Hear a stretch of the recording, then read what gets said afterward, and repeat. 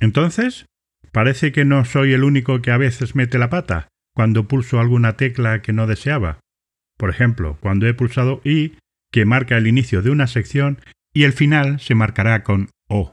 Pero el problema, que no entiendo, ¿por qué es tan difícil encontrar cómo eliminar esas marcas?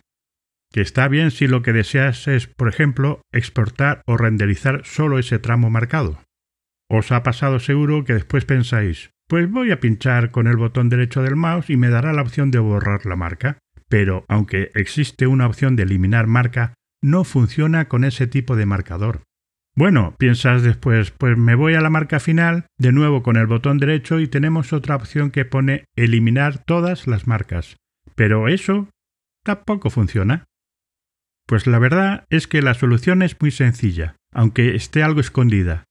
Nos vamos al menú principal, a la pestaña de Marcar. En el submenú que aparece, buscamos una opción que pone Eliminar marcas de entrada y salida, y su atajo es la combinación de teclas Control más X. ¿Desapareció? ¿Veis qué fácil?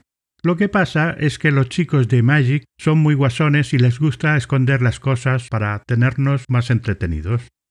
Así que si, como yo, no recuerdas todos los atajos, acuérdate por lo menos de que en el menú principal tienes una opción específica para eliminar esas marcas. Espero haberte ayudado. Nos vemos en el próximo vídeo. ¡Chao!